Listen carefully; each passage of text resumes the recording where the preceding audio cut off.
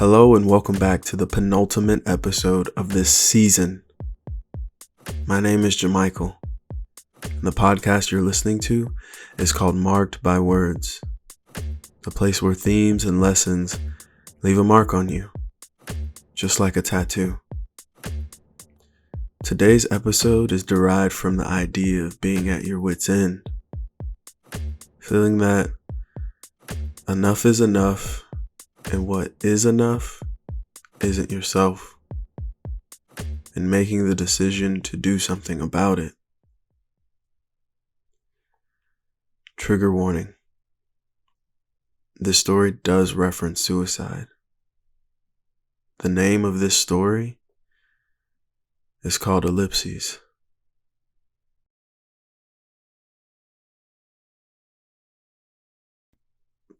While in bed, all my eyes happened to be focused on was the ceiling above me. I could somewhat see the ceiling fan out of the corner of my eye, spinning, waving like someone trying to grab my attention, trying its best to show me something. But for the most part, all I could see was white. But as far as what I heard, my phone constantly vibrating on my nightstand. It had been consistently ringing and vibrating all day. I finally sat up and made an effort to reach my phone, but that reach was interrupted by the meds seeming to stand in the way. I knocked this bottle full of whatever to the floor, and I could have sworn the sound of its impact echoed. The sound made me jump. Afterwards, I quickly retrieved the meds and placed them back on my nightstand. I reached for the phone to see what felt like dozens of text threads I still hadn't read yet. Threads as old as a few days up until a couple minutes ago. I sighed and finally began to go through them. I saw a group chat talking about workouts and going to play basketball, weekend plans, and a bunch of complaining. I tried picking a thread at random so I could at least put my 2 cents in, but I couldn't. And even without me contributing, the text continued. The group tags and the individual ones. They just kept coming in, talking about the same stuff, whether I joined the conversation or not. Workouts and going to play basketball, weekend plans, and a bunch of complaining. My heart, I felt its beating throughout my entire body.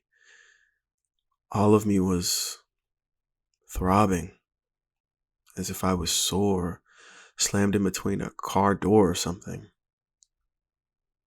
I tossed my phone back on the nightstand and grabbed those meds, twisted the cap open and took one of the pills inside. I started taking slow, deep breaths.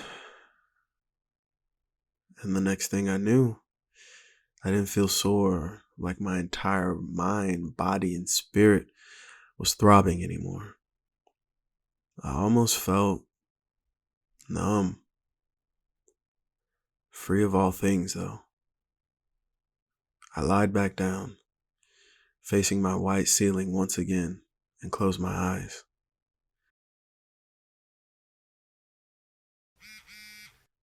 And suddenly, I woke up from the sound of my phone vibrating. I picked it up and noticed how much time went by.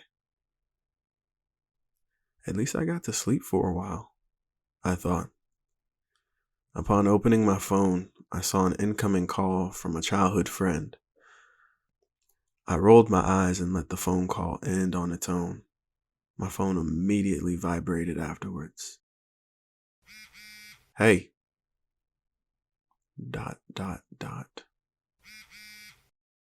Are you free? ...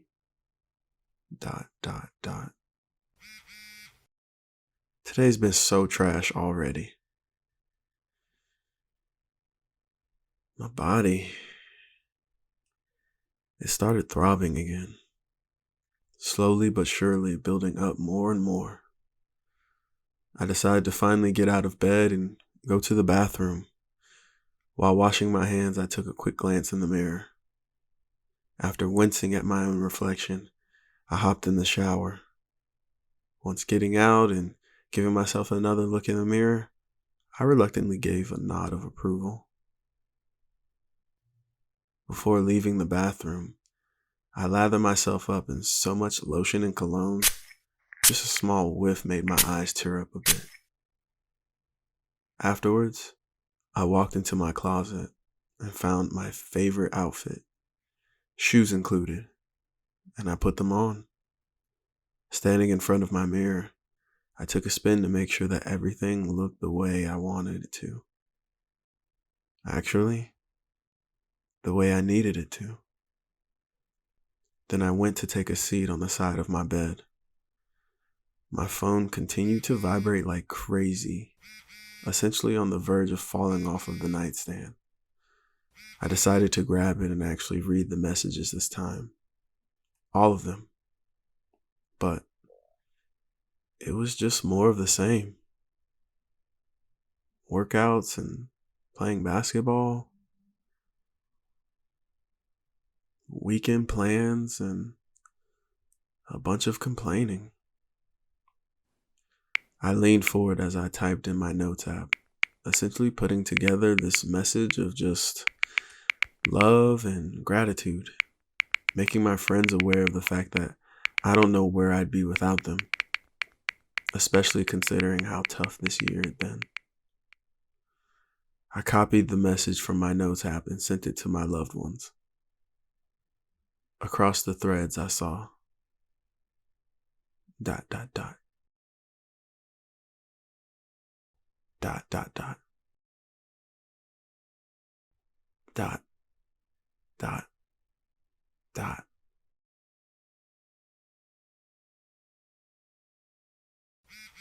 Yeah, whatever. We going out this weekend or what?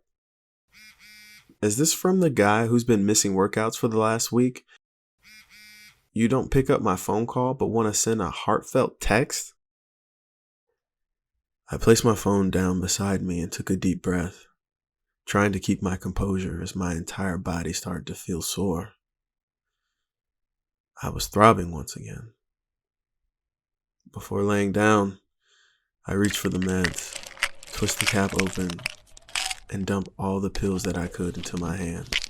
I look up again at my white ceiling, and that damn fan.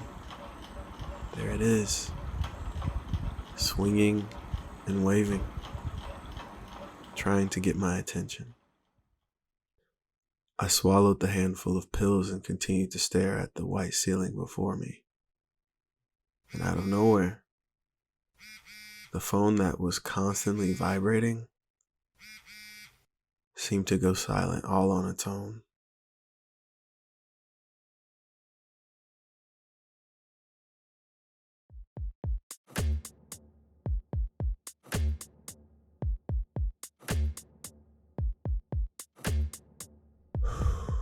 Wow.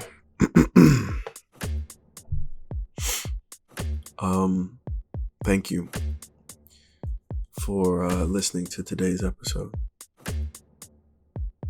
If it resonates with you in any way, don't hesitate to reach out for help. To have the difficult conversations that could not only change your life, but the lives of those who love you most. If you enjoyed the work, tell a friend to tell a friend to listen in. You can also stay up to date on the latest episodes by subscribing on whatever platform you listen to podcasts on. The Marked by Words podcast was brought to you by me, Jamichael Prude, and hopes to bring forth creativity through storytelling and conversations highlighting a myriad of subjects. Thank you for listening.